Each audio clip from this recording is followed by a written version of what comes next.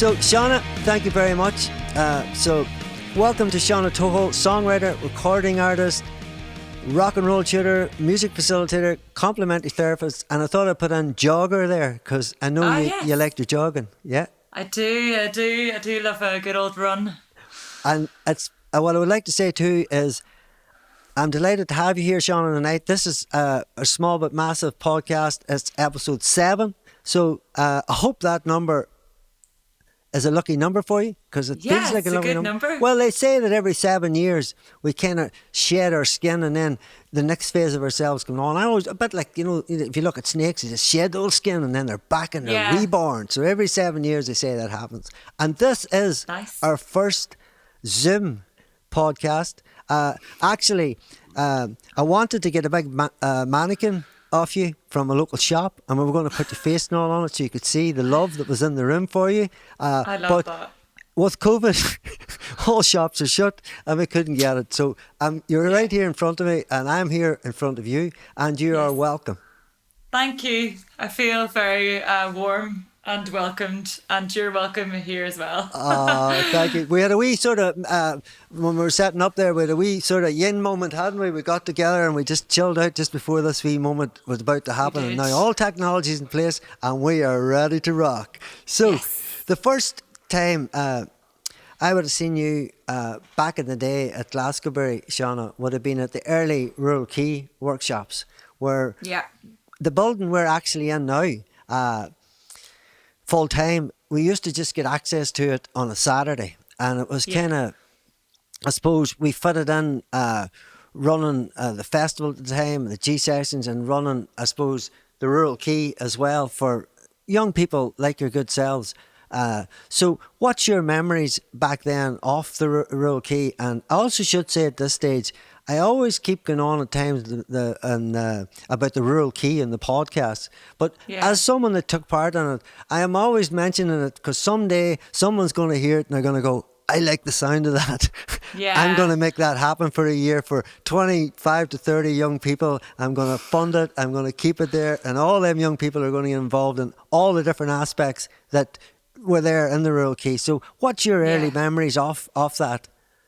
Yeah, it's interesting actually, because I was speaking to someone about this just the other day actually, but they were definitely very, very important years in my life and my development as an artist, and just within the music industry generally, because everybody at Glasgowbury had so much, like you have so much passion, and you were so, the music industry became a lot more accessible in my eyes at that point, because there's so much knowledge coming from a variety of different people. I feel like there was so much encouragement to sort of be whatever kind of artist you wanted to be. So there was no restrictions to be one particular thing. I just felt like, I just felt like anything was possible.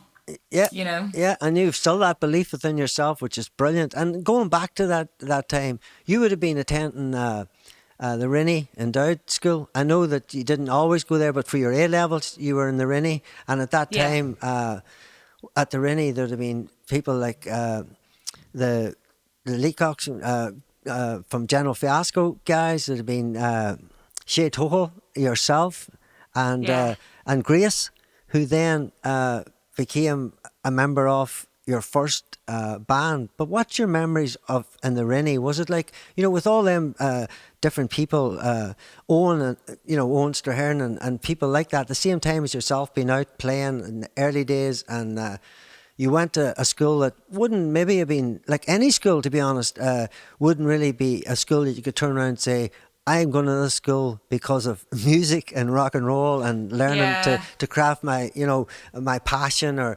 learn to get, play up in the school stage and all that goes with that. But for you that time, it must have been exciting being young and knowing that you weren't alone in a school that was all creating music at that time, because at that time it would have been the Tides. So what about yourself then and Grace? How did you link up and how was the music in the school?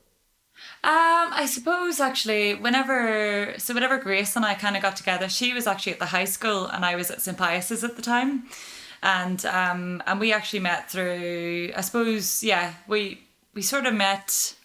I think I seen her playing in someone. I think I seen her playing actually in Stephen Leacock's band, Blinder at the time. Do you remember Yeah, that's Blinder? right. Leakies, yeah. Yeah, Yeah. and then obviously, like whenever we all started to go, come along to the Rural Key project, then that's whenever things started to kind of, our friendship developed further. Brilliant. And then Grace and I just, it was just so nice to actually have that environment, because I feel I never really fitted into a lot of the groups in my school, because I was always the kind of strange rock kid. Yeah. Well, I But mean, I suppose in a sense that I know what that feels like myself, even going back to my days, younger, and you always want to be along with people that are similar and their love of something, which was music for you. And yeah, the Angel Fall, then there was yourself, Grace, and Grania O'Neill. Didn't she yes, join after that? Yeah. So you were yeah, like the 3-piece powerhouse. You were the Spice Girls of rock and roll in the we area at were. that time, weren't you?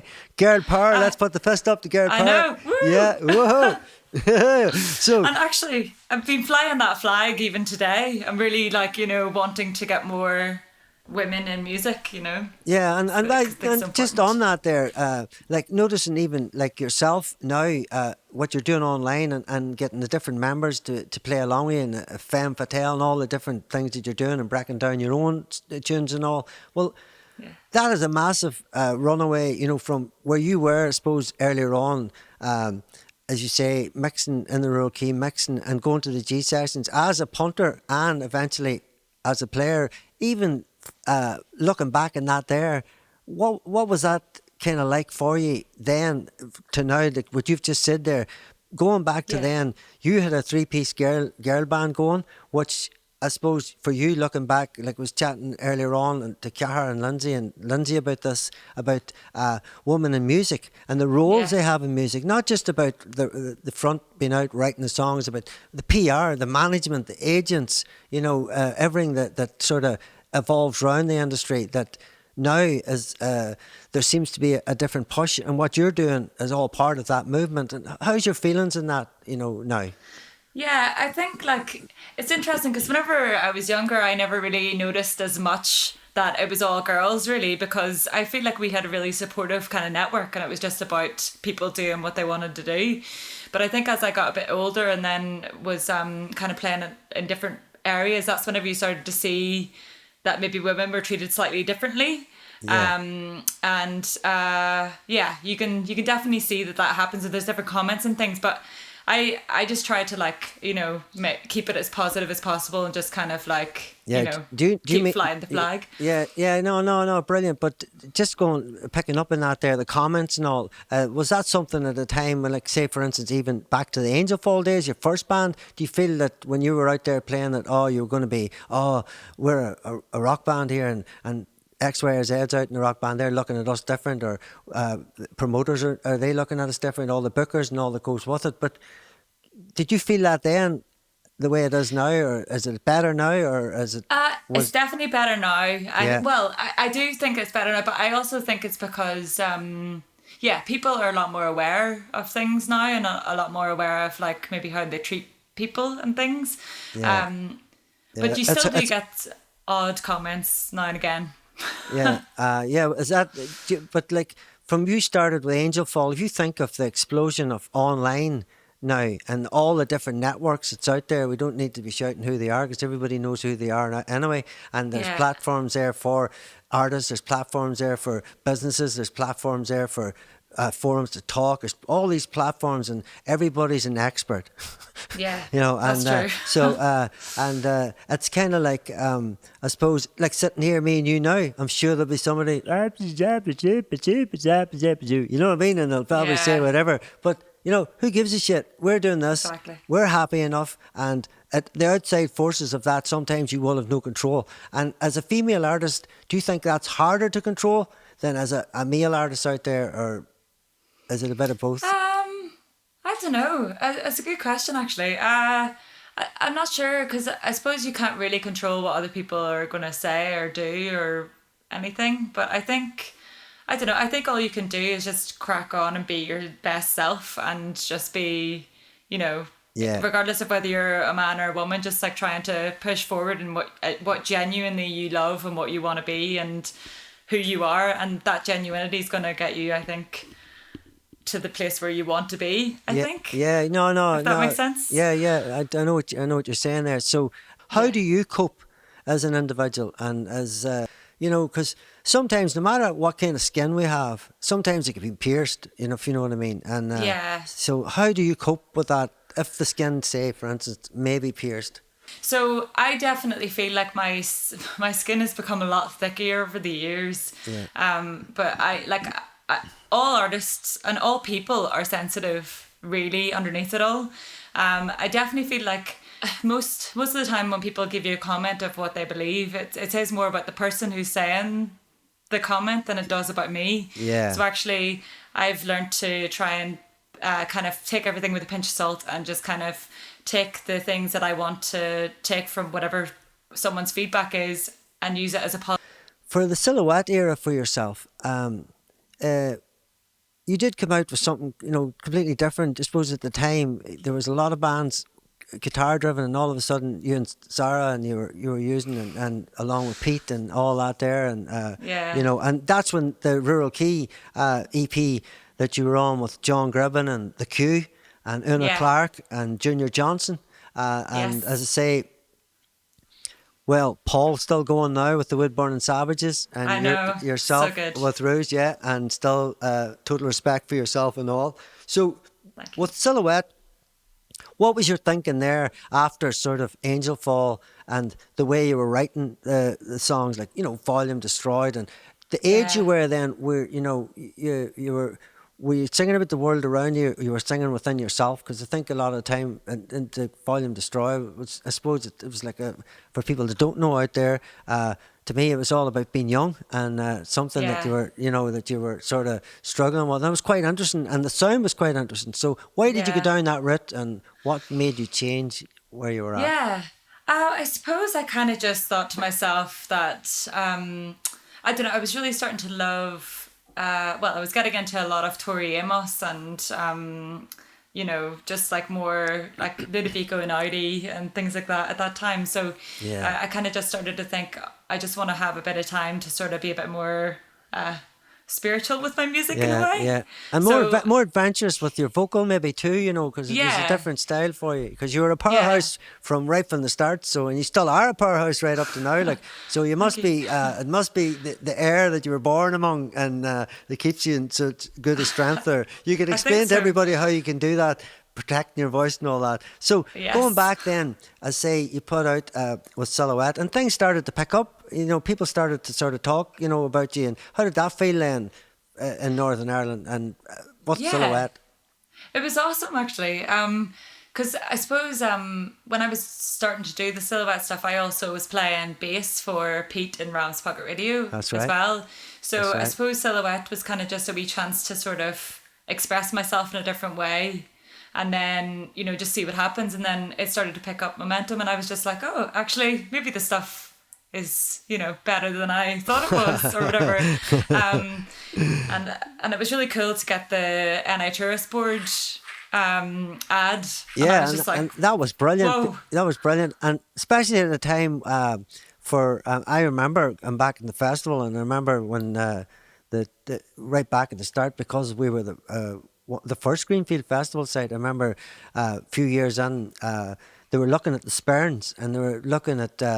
What is the Sperns? The way the big sort of organisations like that would look. But now it's all about events. It's all about, the scenery we have, the films, everything that's going on. But back then, there was very little, sort of advertising as such, other than advertising for outside tourists to come in, rather than, Yeah. bringing the tourists we have and the industry we have and the people we have, keeping them there. I was talking about staycation back in 2000. Now it's the coolest thing ever in 2021.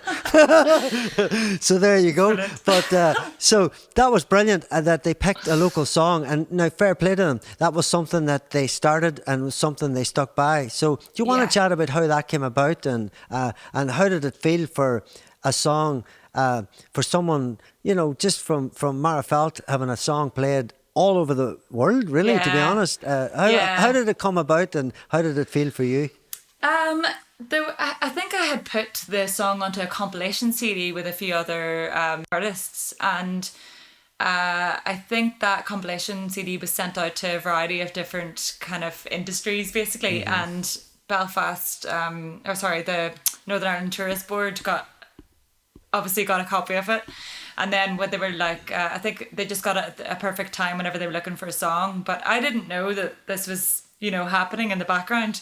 Brilliant. And then I got a call from Jimmy, who used to manage Owen Strathern and Enda. Jimmy Devlin. Jimmy Devlin, Yeah, yes. yeah. And and he just said, I've just actually, heard that the NI Tourist Board are thinking about maybe wanting to use your song. If, can I put them in touch with you? And I was like, amazing, okay. Because Jimmy, I think, was to like, he put the compilation together. And I was like, yeah, okay, cool. So they just got in touch with me, and then I didn't have a manager or anything at this point. And I was kind of like really out of my depth, didn't really know what I was doing. But then, they basically said they wanted to use the song, and I was like, amazing. And I couldn't believe it, actually, just to, hear it on the radio and the, TV and stuff. I was like, and we were so excited. What the hell? We were so excited at the time, I remember one time, I don't know if you remember yourself, you and Pete, and you come up to me and Stella, and that you had aspirations to start your own publishing label and your own record label at the time. And Yes. I thought that was amazing, because you were young, and you were thinking, right, I'm going to take control here, right from the start. And I remember we talked through it, and as much as I could know, and as much as we all knew, and as much as everybody, and it sounded really good, and you were thinking about getting a business plan together at that time, and putting it all together and getting it all out. Obviously it didn't come out, but it's something, I think, by at least what you and Pete done that time, you learned a lot of what the wheels look like, what way the industry kind of looked like, because not long after that, you were all of a sudden playing with Gary Lightbody of Snow Patrol. Yeah. That's So right. I mean, you went from tourist dad swooping around Northern Ireland to with the most successful band in Northern Ireland. So how did that come about too, and what was that like for you?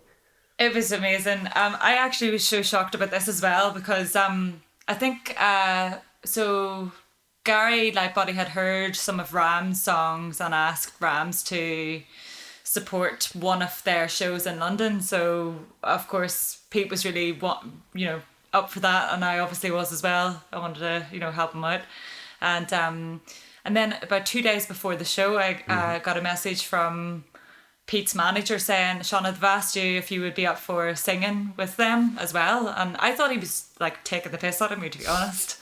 And I was like, oh, you're joking, like why would they want me to sing, kind of thing. And they said, no, honestly, could you learn the song in the next 2 days? And I was like, well, yes, of course, I'll learn the song. So I had to learn 2 songs in 2 days, and I was freaking out because I'm not very good with remembering lyrics at the best times anyway. So I was like, oh god, I'm gonna forget. But so whenever I did that one show with them, then they asked me to do the MTV Awards, and then after that they asked me to do the European tour with them as well.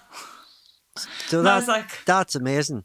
And, it's so good. And so see that kind of exposure, in the back of your mind, like so you were flying from Angel Fall, and you're Silhouette, and then all of a sudden you were in a tourist board ad, and you were playing up with us, and you were playing out your own shows and headlining your own shows, and you're playing in front of thousands of people with Snow Patrol. And how did you think at that stage, right, this is all happening now, or did your head buzz with it all, or did you still stay kind of focused and going, this is what it is now, and next phase coming up? Or what did it feel like, That's a really good question, actually, because I think I probably, I was really living in the moment in a way, because I really just wanted to enjoy every minute that I had, and I constantly felt really grateful, and for where I was and the opportunities that I got, and also just from the support the whole way, like from you guys all the way through to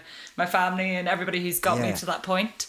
So it was really, it was amazing to kind of have that. I just enjoyed every moment. But I think, I never really considered it like coming to an end or anything. But I did think, things can only go up from here, really. Yeah, Yeah, and that's totally that's why I sort of asked the question, and yeah, it's something that and also the experience you would have had on them big stages would have been amazing, and yeah, and like going back just there, you mentioned there your family, yeah. your mammy being a singer and your granny. Yes. And so, obviously, there was always music about, and you were the one that the music blood from your father and mother. Because I remember years ago they were in a band and playing all around the Yeah. country, and you would have possibly been really young then. Yeah, I would have been. Yeah. Yeah, very young. I think like most yeah, a lot of my memories were at the weekends like mom and dad would be out gigging. The music was always in your good self all along. So, Yeah. you moved then to Goldsmiths. You left, I suppose, the shores over here and done a course in London.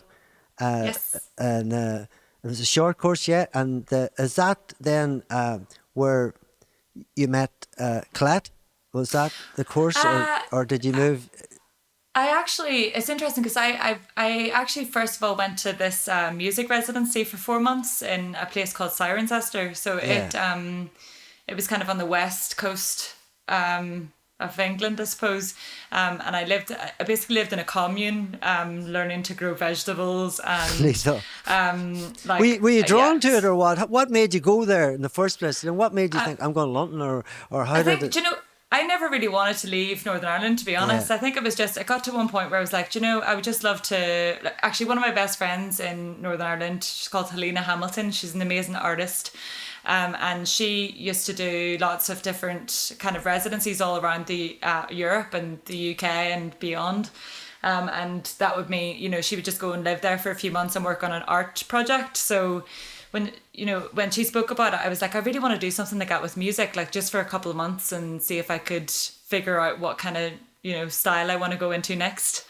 And then I came across this particular one. And to be honest, it was actually interesting because I had been thinking about it for a while, and I feel like I really attracted this into my life because I got an email through from a random email telling me about this residency that had, showed you how to grow your own, like you live off the land, you did community work with, I worked in a rehab centre, like doing art classes and stuff like that. And that's brilliant, it brilliant. was so good.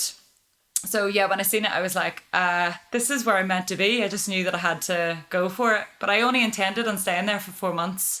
But I ended up in London because, at the same time when my kind of residency was over, one of my friends was moving out of his house in London and he offered the room to me. So I was like, it's very unusual. This is exactly the same date. So yes, I'll just go for it. Brilliant. And so that all did it, and So being there then, so you moved to Bristol, yeah. yeah. And is that where the reformation of the whole, the whole Rews? So if you look at it, you came out with Angel Fall, it was all guitar driven, and Yeah. then you went into Silhouette, and it was more, as you say, finding your spiritual self and finding what that was all about.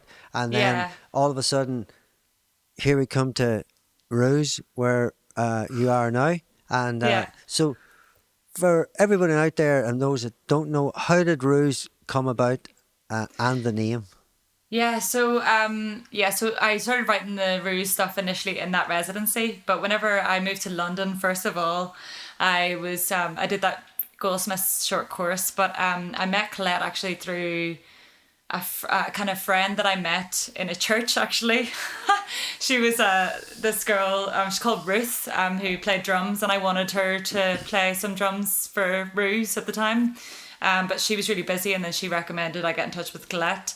So that's whenever I kind of, we kind of met up and had a jam, and Colette played with Ruse for about 4 years or something. Yeah. And then we decided to part ways, but it's now been a bit of a revolving cast of really cool new musicians. Yeah, and because I remember going to Belfast, seeing I think it was an industry showcase day. I think it was Love and Death you were playing. Yes, Yeah, actually. yeah, and I'm trying to because remember what the event was. yeah, Yeah. and So you were playing in there, and there was a great crowd, and it sounded really good. I was chatting to you briefly. I was in actually with Paul Connolly that night.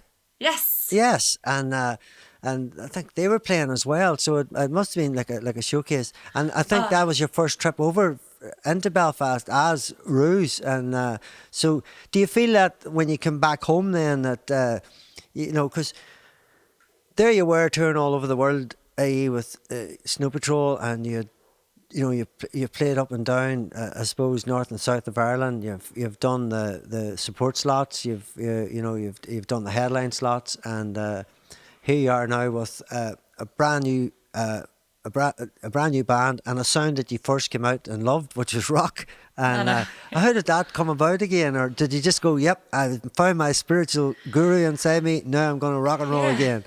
Do you know, it's actually interesting because I started doing the first EP with Rocky. Yes. At the OEA, and he basically put the seed into my head again. He was like, maybe we should try and put a bit more like rock guitar on there. And I was like, I've been trying to stay away from it because I did that when I was a bit younger. Mm-hmm. And he was like, but honestly, I think it really suits you, and you should give it a go. So that's kind of, he planted the seed, and then I started playing around, and I was like, oh yeah, I forgot how much I love rocking out. Shaking your head. Yeah. And so, again, that's like about Rocky, and that's, I suppose, sometimes when you go into a studio with certain producers, they'll try and maybe not interlude in your song, but try and give you something different, and all of a sudden then here you were out as a rock and roll band. And how did it all start? Did you just think, right, I'm back here again now, I've done the big thing in the tours, now I'm back out to start again with Rews? And how did it go with the start for you there then? At the start it was interesting because I think because I had kind of moved away from my support network in a way, and moved into this big old city of London, it's a very different experience. And I think I probably felt, to be honest, quite lonely for the first few years. And it was a wee bit more difficult to kind of, my passion was so strong, and it still is, and I was just really determined to make it happen. But then I met an amazing guy called John Glennon, who became Rews manager for about 4 years as well. And we're still like the best of friends. He's from Kilkenny, actually. There you go. It was just having that kind of support network as it built up. It just it just made things a lot easier. And and then we got signed. Yeah, brilliant. Yeah, and so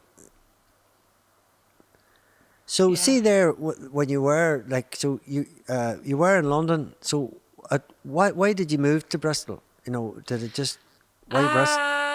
I moved to Bristol. So I was in London for 4 years actually, and then I just decided that, well, to be honest, it probably is like partially my partner Rob, because we wanted to get out of London, because it's it's a great city and stuff to experience, and it's good for music and things, but both of us kind of wanted to have something that was a bit more chilled out, and we wanted to come home, but because of my partner's training, we had to go to still stay here for a little bit longer until he finishes it. Yeah, you're looking forward then to coming home. You're a home bird. After I am. Many planes, many trains, many coaches and cars, but you are a home bird at the end of it all. That's exactly it. Yeah, brilliant. And so also too, you're very much into meditation, and you were chatting earlier on, and keeping the mind, body, spirit all strong, and your positive outlooks. Online, since when you first, I suppose, heard lockdown was happening, obviously you had a lot of plans, like a lot of musicians, and a lot of plans that you planned yourself, and recording and whatever else, and all of a sudden we're put into this place. For you then, what was your thinking when this all was happening? There was a lot of all these negative things coming out, and musicians were nearly being put invisible in front of everything else, if you know what I mean. Yeah. Creativity had stopped. What was that like for you? It's interesting. I feel like I went into full on protection mode actually, and pretended, not that I pretended that it wasn't happening, but I felt like a huge responsibility to keep everybody else positive. So even though like I panicked a little bit initially because our so Rews, like I was on tour basically. We'd just come off supporting the darkness, and then we're just doing our own little tour. And then all of a sudden, the tour got cancelled, and I was like, oh, I don't really know what's going to happen. But then I then took it upon myself to I wanted to try and keep people positive. So I started doing acoustic sessions and like drop-in sessions for people to have chats and quizzes and everything. Yeah, you quiz master and everything, yeah. Yeah. Well, I mean, look, just mentioned the darkness there. Yeah. I know that the Woodburn and Savage supported them in Galway, and I think it was Roisin Dubs. And Yes. Shauna Tohill, I was like, when Shay was growing up, their album had just broken. He was a massive fan of them. Oh, So amazing. to think that you were on tour with them, he'd have been looking at a wee ticket, you know what I mean? But I know, he should have let me know. I would definitely have got him. you could have got him in backstage. You could have met the course. guys. But Definitely. so that's showing that, and the Darkness had come back out, and they were selling out all their gigs because they had returned. For you, how did you get that gig, or was that your manager or agent, or did you just did the band hear you? You know what I mean? It was actually, well, it's quite an interesting story actually. So we were, Marshall, who I was signed to, they took Colette and me at the time out to NAMM in LA we basically were just showcasing on their stage. So it was just promoting Marshall amps essentially. But so basically we were basically at the kind of like amp area, and oh my gosh, I've now forgotten the guitarist's name. My brain is not working. I think it's because it's late. My brain isn't working as well. It's all right. Dan. Okay, Yeah. Right, So Dan was also, he was staying at the same hotel as us, and also was doing some Marshall kind of demonstrations and things. And we became really, like, quite good friends actually at that time. And I just ended up saying to him, we were getting a taxi back to our hotel, and I just happened to mention, I was like, oh, so have you guys got any, albums coming out or any tours planned or anything at the end of the year? And he was like, actually, yes, we're going to be releasing our next album actually, and we're going to be on tour probably November, December time. And I was like, oh, well, if you need anybody for support, just give us a shout. We would absolutely love that. And I just said it as a joke. Well, not really a joke. I just said it as a cheeky comment, basically. And then about maybe 2 months later, I got a message asking if we would support. And I was like, amazing. Brilliant. It just shows you, if you don't ask, you don't get. Fair play to you. It's a small world, isn't it? You know what I mean? It is. But that just shows you, like, you're sitting one minute with Snow Patrol, and then you're rocking it out over in the Darkness side. You know what I mean? I know. And it's amazing. But it's brilliant. And so whenever you were saying about online, so you were doing acoustic sessions online, and you were breaking down the songs from your album Warriors. And so. How did that come about? Did you just decide, right, I'm going to go on here and I'm just going to explain the album? Because all of a sudden with lockdown, like a lot of people, your album had come out, next thing it was like frozen in time, you know what I mean? Yeah. So, so how did that all come about for you? I suppose I just kind of took a bit of time, and I sort of put together an entire document of loads of ideas of things I could do to keep promotion kind of, not just promotion, it's just really keeping people's spirits alive. I just wanted to let people know that, that things are going to eventually get back to normal, but here's something in the meantime. And I just thought an acoustic series would be really nice to have different versions of songs, and then that's whenever I led to the like femme focus sessions, where I started to collaborate with different online female musicians, all from different bands and all. And but you were like a conductor of it all. I've watched a few of them, and the different sort of players you had, that and they all had their cool stances, and and I think the lady that's playing drums, she now has got the big hair, yeah. Yes, yeah, Ree, yeah, Yeah, she's yeah, yeah. great. She's got the hair and all, and she nearly rocks out as good as yourself, you know. And you have a cool Yeah, bass player too. And so, yes. them other artists, was that all sort of part of the whole, you know, on the run up to say like Women's Day, or was it sort of for your behalf to, International Women's Day, or was it just a Yeah. case of just getting all female power together and let's rock it out? You know what I mean? Initially, whenever I started doing it last year, it was just because, well, actually, to be honest, I think it was because I wanted to try and find more musicians near where I am, to try and like just create a better community. Because even though I've been in Bristol for like 2 years now, I don't really know loads of people here yet. Yeah, yeah. Because we were so busy with Rews, and then the last year has been obviously lockdown, so it's been difficult. So I just thought that'd be a really nice way to build a nice community with other It's a really good, female really good musicians. idea, yeah. And nearly like so that you yourself always have that collective that you need to draw on people to just come in from other bands. It's a great idea, and it could be a. Yeah. Do you think is that something like? Will happen more in the future now? Like, what is your sort of feelings of, what's industry going to look like after we all open up again, and how we're going to open up, and because it obviously it'll Yeah. change, Yeah. in many ways. Well, what's your feelings in that, there, Sean? Yeah, I'm not 100% sure, but I do feel like, yeah, I think people's thought processes have slightly shifted. I think there's going to be a lot more. I don't know whether people just do solely streaming gigs, but I think that will become a bit more normal at, say, if you got a ticketed event, Yeah, maybe people will also do live streaming so they can kind of, so people don't have to go to the gig, they can watch from their homes. And in some ways, actually, I think it's made it more accessible for people who maybe, have, an inability to be able to make the gig, or, if they yeah. need to be, if And they have disabilities and things. do you feel that more people are buying music now than maybe before, because more people are realizing that what it's like to be a creative in many of the different creative industry sectors at the minute, Jonah? Yeah, actually, I have noticed a lot more people, just even from a Ruse perspective, I am noticing people are buying the records off my website, and Yeah. I can see you've got a lovely wee poster in the background there, Paddy. Yeah, I see So, that, yes. and it certainly is. There's another one, Never Be Beat, is around there, but this one will be here forever. And today we're Yes. warriors, and that is what we Yes. are. And well Thank noticed you. in the background there. I was going Yeah. to take it over and let you have a big hug of it, Oh, but really?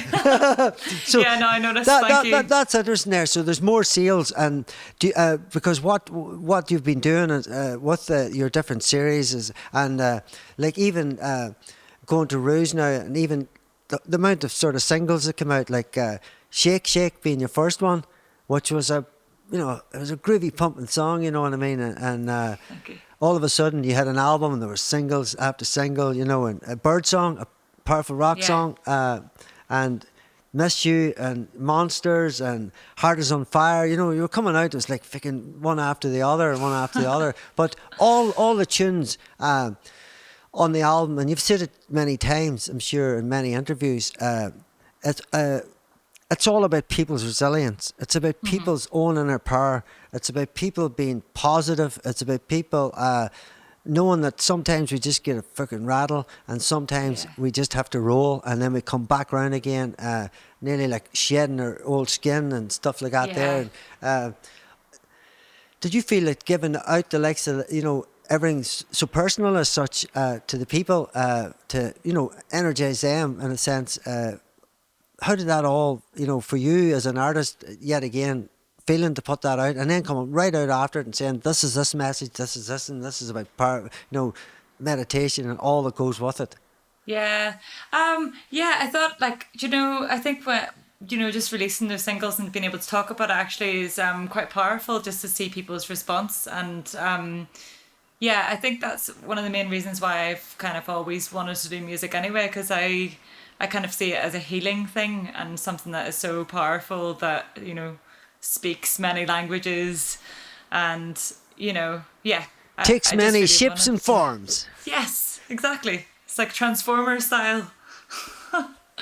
So yeah, I don't know. It's just been, yeah, it was really, yeah, it's interesting to just wear your heart on your sleeve in that way, but I'm happy to do it. I think it's important to do that. Yeah, and do you think that, with your rock now, do you think that say if you had another project, would there be any other sort of genres that you would, you might switch next back to, you know what I mean, or have tried and mix them all together and have this sort of mixing pot, like a big soup, like a big Yeah. home broth soup. The soup that you Yes. love, and Yes. just brewing away. You're mixing it all up. Help me mix it there. Show me how we mix the soup. It's a fucking massive bowl of soup, all right? So we're mixing Yeah. away. So do you feel that you will do that, or you won't do it, or Actually, interesting you ask me because I am thinking about some new projects at the minute. There you go. There you go. But yeah, I have been doing a bit of it's a complete, it's not even a mixture of the stuff. It's actually really, really different compared to any of the stuff I've done. But it's kind of really chilled out electronic stuff. And I've been working with a guy called Steve Jones. Do you know Steve Jones? He's from Northern Ireland Glass as well. Wings? No. He used to play in Air for a bit. Right. And he lives in London now, but he's an Deadly. amazing musician and producer guy as well. So we've done a little bit of really interesting stuff. But it's been cool because he's like really into all the analog like drum machines and things, and then Brilliant. he's an amazing guitarist as well. So I just kind of, whenever we've been jamming previously, he'll come up with the beat and then I'll play a bit of keys and then he'll play a bit of guitar and then I'll start, writing all these ridiculous lines that. Do it's you just work? Do you share ideas and over Zoom, or is it? Do you sort of? We haven't done as much on Zoom actually, and that's something that we need to do. But we've just been we've just been doing it through Logic, so you can share the projects. Yeah. And we basically have just been doing those kind of things. But Yeah. But- that's been really fun. And then I just want to do a dance project as well. Be Yeah, cool to so have, it's like a virtual jam as such, just sending it pretty through the much. universe. Yeah, and well, then maybe that's the next thing we're going to see in Ibiza, giving all the the headphones on and giving all the Yeah. shaking and pumping out the rhythms and beats. But are you Yeah. enjoying that there? Because as you said earlier on, you went through many different genres. Is that dance is a massive a massive love of a lot of people out there now, as you know yourself, and because you can see it. Years ago, you had certain festivals and there were certain types of bands, they played certain types of music. Now you have DJs headlining festivals that were once sort of a certain program, and it's changing. And there's still room for all the world music, the blues, the rock and roll, but the dance seems to from say 20 years ago, where it was all hidden and it was all about raves and everything else. Now it's become a commercial, massive entity. And is it something you're looking forward to enjoying? Will you go under a different name, like some? Is it pseudos they call the word? What kind of name? Well, if you were going out under a name, just for the good people out there, let's let on. We don't know the name, and maybe you do know the name, but let's just say if I asked you to make up a name, what name would you say? Actually, that's a really good point. What name would I say? I'd probably use that phrase, which means being happy. I don't know how to say it. It's the Swedish word "hygge." Is that how you say it? Hygge. It means finding beauty in all the everyday things. Right. So we're calling it. So if it's called Aggie, explain that again to me there. Just I think it's spelled Hygge. So I think it's Hege, or I don't know how to pronounce it, but it's basically a Swedish word that is supposed to mean how you enjoy, it's taking really full enjoyment out of everyday moments. So it's just Brilliant. where you're sitting really, really reveling in the joys of life, basically. So if you're peeling the spud, you're really enjoying peeling the spud. Is that what you're saying? Enjoying how it feels, being mindful, and then also sharing quality time with loved ones. So if I'm peeling the potato while my loved ones are around, just enjoying the moment. Yeah. No, brilliant. It sounds brilliant. And so see, with the femme focus, that you have now, and with all the different sort of artists coming in from the different bands and all, has that give you a new sort of a new zest? Sometimes when you just new bands get together and you seem to all click together. You know what I mean? Like you even pumped out an Adele song. Yes. Yeah. which I is did, yeah.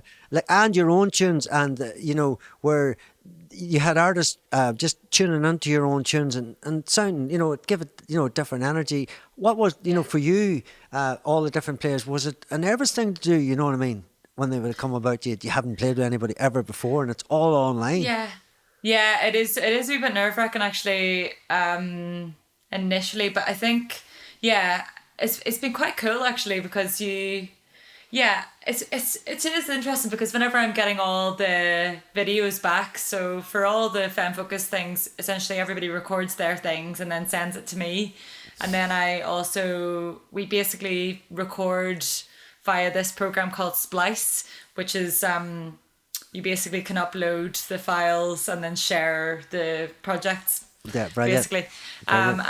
And then I just end up like actually the drums have been mixed by Ree and Ree's partner, the girl who plays drums, and then I just mix everything else and edit all the videos together. So I get really excited about that whole process. Process. Do you I'm like seeing it that all sort of process, yeah, it's uh, yeah, I do, but like I obviously much prefer being in a room with people and actually getting a sense for people's personalities and things, but yeah. But at least as you say, if it's the way it is now, it is the way it is. And I mean, yeah. you've adapted to that in a positive way. You've been online, you've got out there to the people. And now to the world, you have warriors that's out there Yeah. to the whole big world, you know what I mean? So Yeah. where are you at the minute then with that yourself? And, what are your what's your thinking next? Is it going to be a Rouge album, or is it going to be, like you spoke earlier on about, into the dance world? And Yeah. when you want to do Rouge again, you'll decide to do it and you'll get the people in and you'll do it. And here it Yeah. comes again. Or what do you think? I think I'm still trying to figure it out because I've put so much time and energy into Rews, and I definitely want stuff to to move forward. Yeah. But yeah, I think in some ways this time has been actually quite exhausting in a way. Yeah. Because although, I feel like everything's been really, I do feel really positive and I've really enjoyed every moment that I've, put out there. But also I think I just need to take a wee break and then, to eventually get a bit of time to like push Rews again. Yeah, you need to recharge yourself again and just Yeah. and as I say, because all that type of thing is going to take up energy. You're there, you're doing, and then these are new skills you've learned. And lots of people online are learning new skills now on Yeah. what they've become. And for yourself, like you're now a vegetarian. Yes. Yeah. Yeah, I was always pretty much vegetarian actually. There you go. And so like, have you done more cooking? Have you? Yes, actually. Yeah, I have. I'm actually trying veganism this week. Yeah. So no, I've been really enjoying cooking and doing lots of different kind of like studying and stuff as well. Yeah. But, And what about the hubby? Is he a vegetarian as well, or?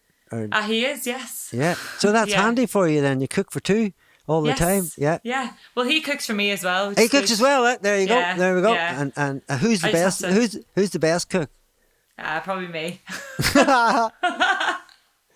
He would say the same, to be fair. Yeah, and to see so the whole veganism, right? It's become very, well, from my day, it was popular. There wasn't many about it, but now it's very popular, and everybody seems to be in sync with it, and it's all about saving the world and the planet and all around it. And for you, Yeah. the likes of doing your yoga now and your whole meditation and all, it's nearly like one big sort of one big big round ball as such. They all Yeah. interconnect, you know what I mean? And you seem to be very passionate about them interconnections, you know what I mean? Yeah. And also too, you're back at university. Let us know what Yes. are you studying at the minute in university? Yeah. I'm studying physiotherapy. Deadly. So yes. There'll not be a cramped leg. There'll not be a cramped leg or a sore arm in your band ever again. No. No. I'll be taking care of it. So what attracted you to that, Shauna? And I suppose because initially, whenever I did the complementary therapies, interestingly, Stella was the one who inspired me to be a complementary therapist There you go. initially. Yoo-hoo! Because I can remember seeing the foot map with her reflexology, and I was always really. I'm sure Stella maybe will remember. I'm not sure, but I asked her a lot of questions Yeah, back in my youth, yeah, and yeah. yeah. So I think that was the initial. Well, yeah, I was always very into like how the body works and how to like healing and stuff like this, and then when the lockdown initially hit, then I ended up working in a brain injury hospital actually as a physiotherapy assistant.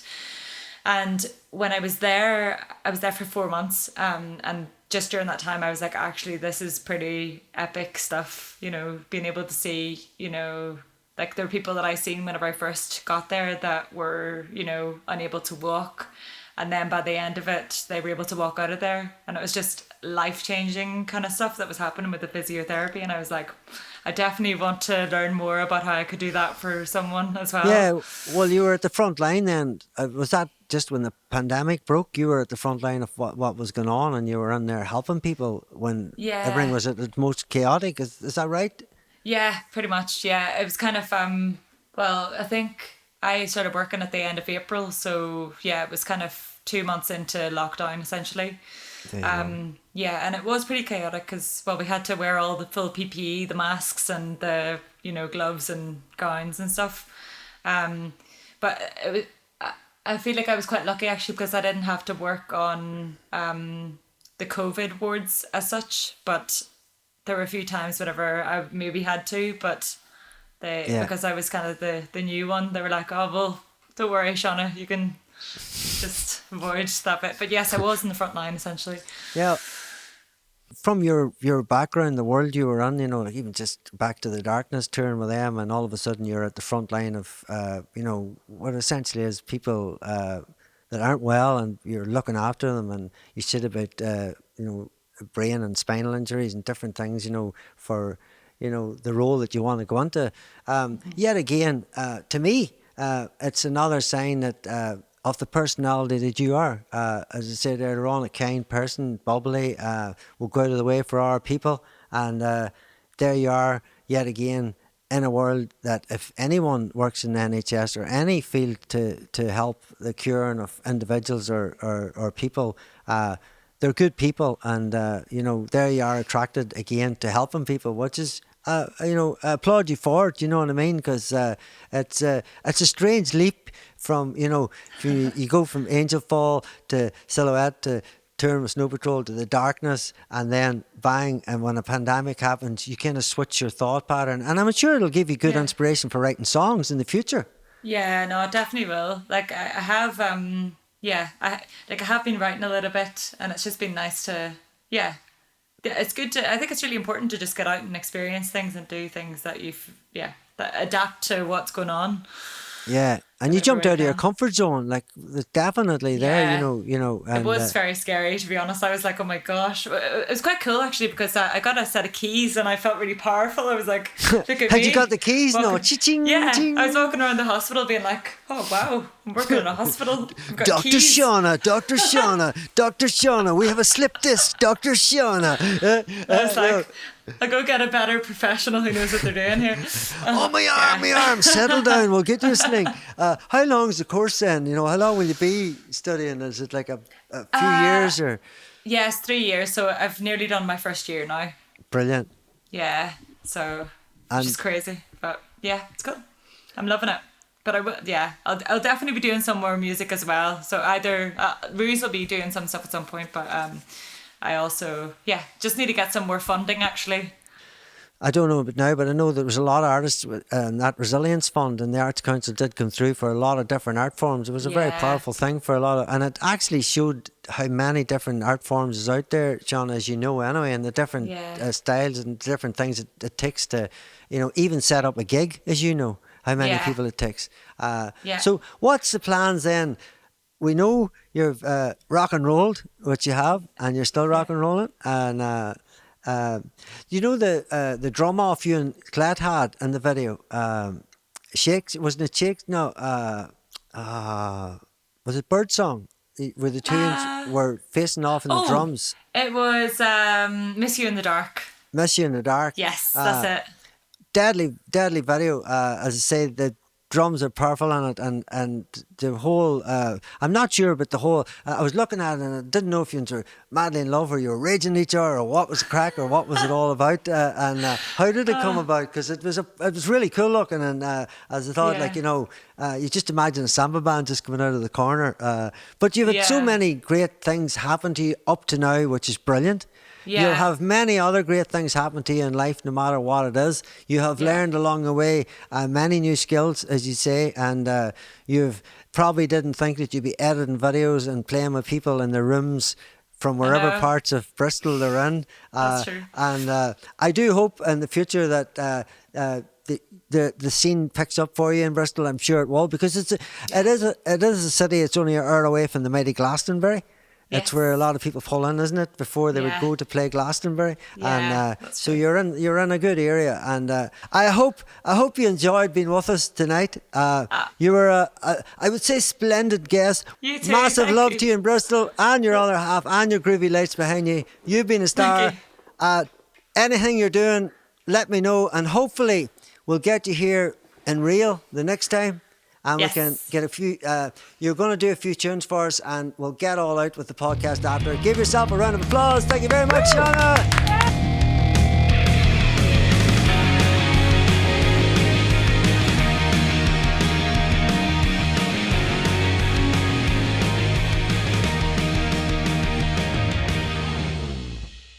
We were going to try a thing in yoga. I think it was called a tree. Now that I'm going to try and do it with you, I'll probably fall over, and you'll do I'll it all right. probably fall over as well. And no, you'll not fall over. For everyone out there, we're going to stand up now, and we're going to try this.